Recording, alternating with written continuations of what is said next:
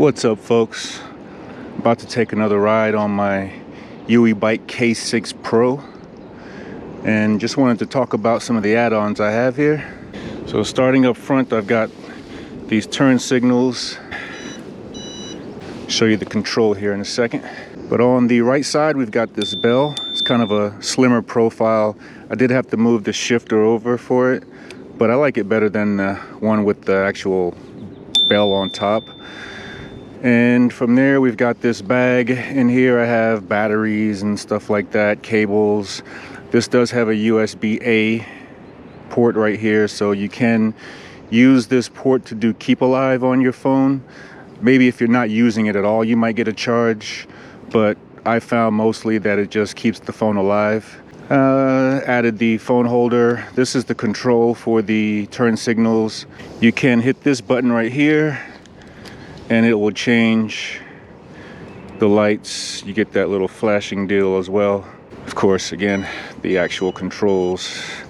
I didn't think I would like the sound at first, but I think it's actually useful to have the sound. That way you don't have to roll down the road with the blinking flasher and don't know it. Let's see, what else have I done? Just a simple chain for now. Added this bag, and also have a little setup for my fishing pole. So it just goes in there, rests down here. I don't know if you can see that. Fishing pole will go in here and then rest there. It actually just runs straight across and comes out to about 2 feet out. Right behind, again, the bag is actually starting to fall apart. Maybe a little bit too much off-roading. And then you can see the turn signals in the rear. But this has been a great bike so far. I've put 129 miles on it and plan on putting some more on today. So while we're out here, let's talk about some of the differences between the K6 Pro 2.0 and the K6 Pro Max. They both share the same frame and design, obviously, but the main difference is that the 2.0 can go up to 40 miles an hour and also has integrated turn signals. The Max, the one that I'm riding here, can get up to 31 miles an hour. It has better brakes. It has Tektro hydraulics, pretty much one finger usage. It has a 52 volt, 30 amp hour battery. So it's got more sustainable power and less voltage sag than you would on a 48 volt bike like the 2.0. It's got dual motors, and you do have the option of using front or rear. I have both on right now. But that's going to give you more sustained and peak power over the 2.0. And with the Max, you have an advantage off-road and up steep hills. Now, don't get me wrong, the 2.0 can climb hills. But what I'm talking about is having an off-road advantage, you know, where you get steep hills off-road and you might loop out on the 2.0 because you don't have that heavier wheel up front.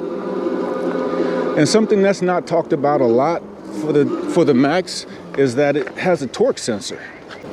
And so that's going to give you a more natural pedaling feel, and it's more energy efficient than a cadence sensor, because a torque sensor is going to deliver power dynamically and where the motor matches your effort.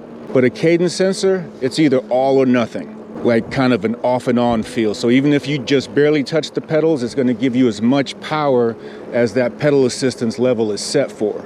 And that power output is fixed. And so as soon as you move the pedals, you're going to get the most power from that pedal assistance setting, and that's going to waste your battery life over time.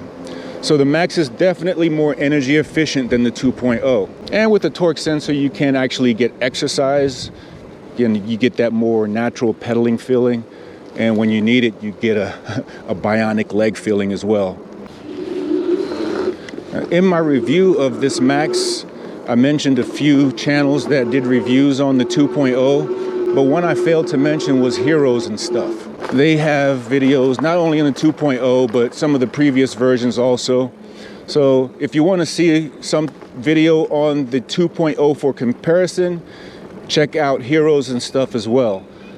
But again, what you'll see is that it's faster and has turn signals, but you won't notice any other difference.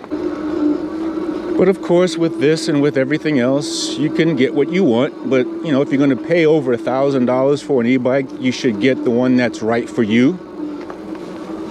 And just know that the 2.0 is a road bike.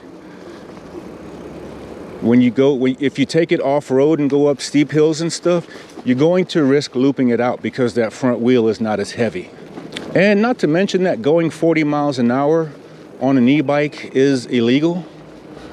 Even if you have it registered as a moped, I think the most you can go where I live on a moped is 35. So is it really worth it is the question. So with the dual motors, basically double the torque and more power, the Max makes more sense, particularly, you know, if you are wanting something that can go off-road, understanding that it can be ridden on road too. And then that begs the question, is the 2.0 the best road bike out there? Because it's not really an off-road bike. This is the off-road version. So is the K6 Pro 2.0 the best road bike? You know, that's something for you to consider as well. What I think EUI should do is just merge the two bikes into one. Put a 1500 watt motor in the back, 1000 watt motor up front. Integrate the turn signals into the headlight so they don't protrude out. And then maybe try a dropout battery as opposed to having to fold the bike to get the battery in and out. Because folding this bike is not a strong point. It's actually a weakness for this bike. So yeah, if they could somehow integrate the battery into the frame and have it be a dropout, that would be a bonus as well. I'm curious to know if anyone actually does fold this bike for storage or transportation, or do you just fold it to get the battery in and out? Comment below on whether or not you fold your K6, whether you have the K6 Pro, the original K6, the 2.0, the Max. Let me know if you fold your K6 for storage or transportation. But yeah, I think they would do well to just integrate the two bikes into one. Just wanted to, again, share my experience with this bike. You can get to some awesome places in it.